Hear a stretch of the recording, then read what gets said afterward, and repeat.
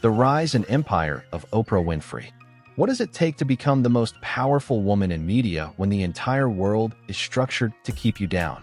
In the 20th century, television was dominated by a specific type of broadcaster. They were almost always white, male, highly polished, and emotionally detached.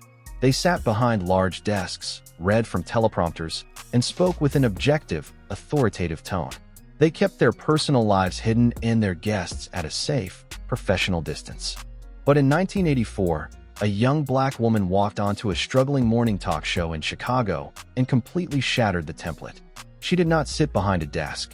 She walked into the audience, hugged her guests, cried openly on camera, and spoke with an unfiltered, passionate vulnerability. She did not try to be an untouchable authority. She became a sister, a friend, and a confidant to millions of people who had never seen themselves represented on screen. Her name is Oprah Winfrey. By the year 2026, Oprah has become far more than a legendary talk show host. She is a global icon, a billionaire media mogul, a dedicated philanthropist, and one of the most culturally influential figures in human history. She willed a multi-billion-dollar empire into existence, completely on her own terms, transforming the way humanity talks about trauma, healing, and spiritual growth. To her supporters, she is the ultimate symbol of the American dream, a self-made titan who overcame unimaginable childhood horrors to conquer the media landscape. To cultural critics, she is the pioneer of the confessional age, the person who normalized the public sharing of private pain, paving the way for the hyper-personalized attention economy we live in today. But to truly understand her historic rise, we have to look past the global fame, the legendary book club, and the massive television network. We have to travel back to a rural farm in Mississippi, to a little girl wearing potato sacks, who discovered that her voice was the only weapon she had to fight against a world of poverty and abuse.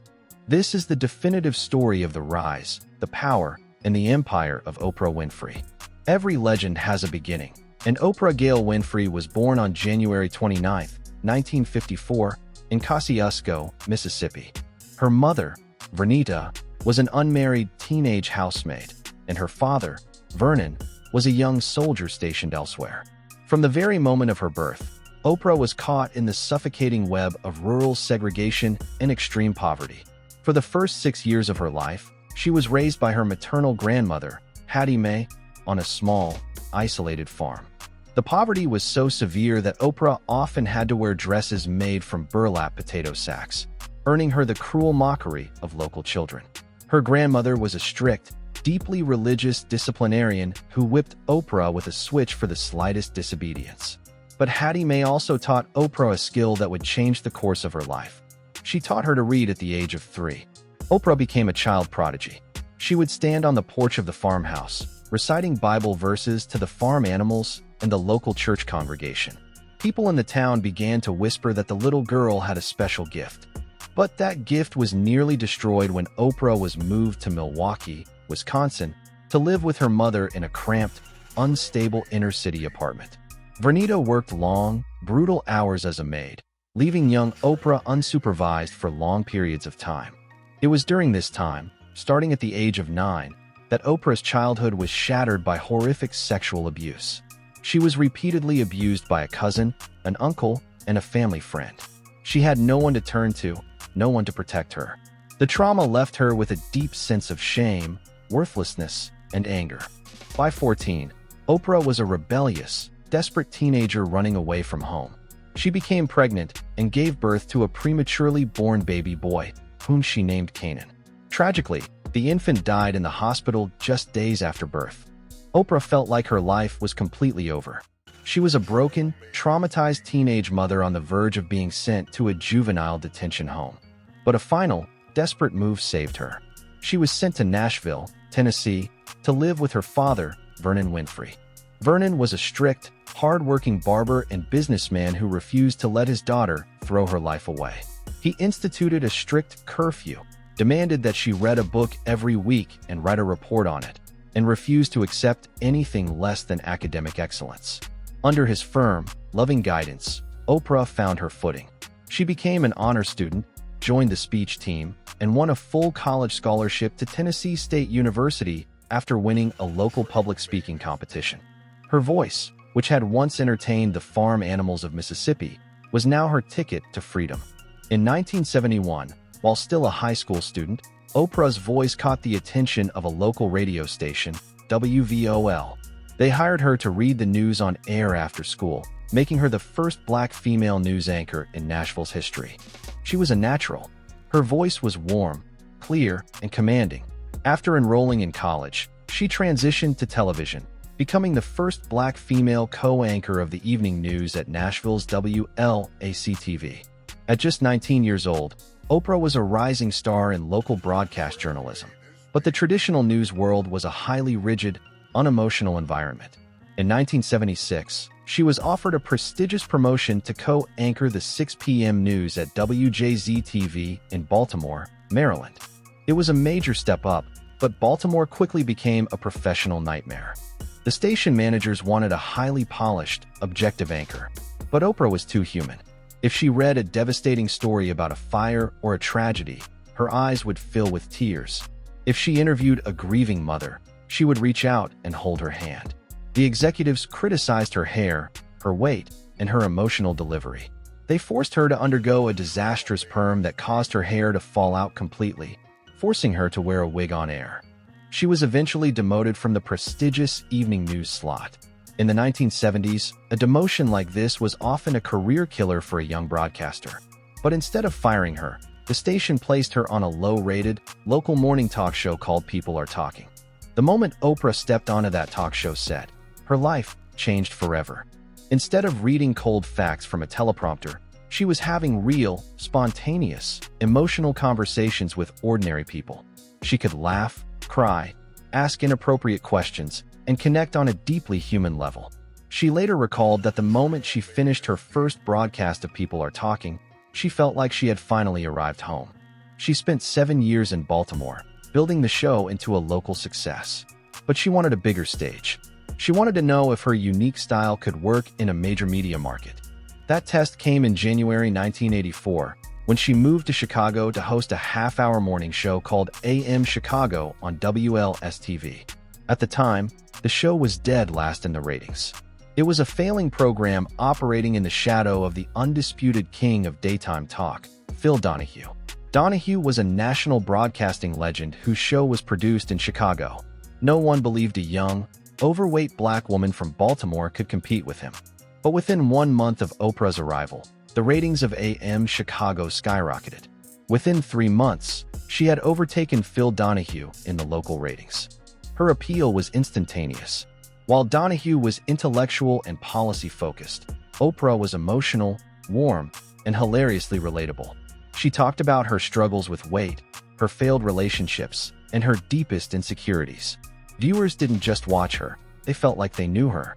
In September 1985, the station officially renamed the program The Oprah Winfrey Show and expanded it to a full hour. 1 year later, on September 8, 1986, the show was syndicated nationally. A media phenomenon was born. As the show exploded in popularity, generating tens of millions of dollars in revenue, Oprah realized a fundamental truth about the entertainment industry. If you do not own your content, you are simply an employee working for someone else's dream. At the time, syndicated talk show hosts were paid a salary, while the giant distribution companies kept the vast majority of the profits and retained total ownership of the show's library. In 1988, Oprah made the single most important financial decision of her career. Along with her brilliant lawyer, Jeffrey Jacobs, she established Harpo Productions, which is Oprah spelled backward. She negotiated a historic deal to buy the full rights to The Oprah Winfrey Show, taking complete ownership of the production and the distribution rights. She became the first woman in history to own and produce her own nationally syndicated talk show.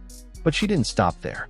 In 1989, she spent $20 million to buy a massive, state-of-the-art studio complex in Chicago, transforming Harpo into a full-scale production powerhouse. She was no longer just a television host. She was a studio boss.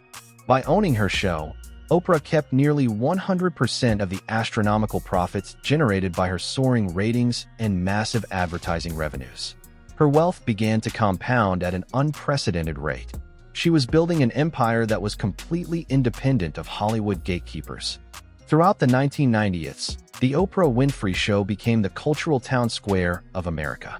She used her platform to redefine the national conversation. In 1985, she starred as Sophia in Steven Spielberg's film adaptation of The Color Purple, earning an Academy Award nomination and proving her immense dramatic talent to a global audience. On her talk show, she interviewed the world's biggest celebrities, but her most powerful broadcasts were those featuring ordinary people. In 1993, she hosted a live, primetime interview with Michael Jackson at his Neverland Ranch, which became the most watched interview in television history, drawing 90 million viewers worldwide. In 1996, she launched Oprah's Book Club. It was a simple segment where she recommended her favorite books to her audience. But the economic impact was staggering. If Oprah selected a book, it instantly became an international bestseller, selling millions of copies overnight and transforming unknown writers into wealthy, famous authors. Publishers called it the Oprah effect. She pioneered the concept of emotional intelligence and self-help, introducing the world to figures like Dr. Phil, Rachel Ray, and Susie Orman, launching their multi-million-dollar careers under her production umbrella. In 2004, she hosted her most famous episode of all time, the Wild Wildest Dreams season premiere, where she gave away brand new Pontiac G6 sedans to all 276 members of the studio audience, screaming the iconic line, "You get a car, you get a car, everybody gets a car." The moment became an immortal pop culture meme, but it also symbolized her unparalleled generosity and her unique ability to create unforgettable television spectacles. In 2003, Forbes magazine officially declared Oprah Winfrey as the world's first female black billionaire. She had broken through every racial, social, and economic barrier in American history.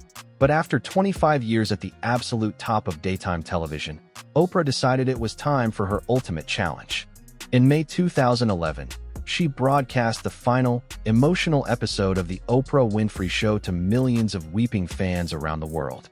She walked away from her highly profitable syndicated show to launch her own dedicated cable network, the Oprah Winfrey Network, known as OWN. The launch of OWN was the most difficult period of her professional life. Cable television was rapidly changing, and without the daily, guaranteed audience of her talk show, the network struggled to gain viewers. For the first few years, the network was hemorrhaging hundreds of millions of dollars, and critics began to write that Oprah had finally met her match, that her golden touch was gone.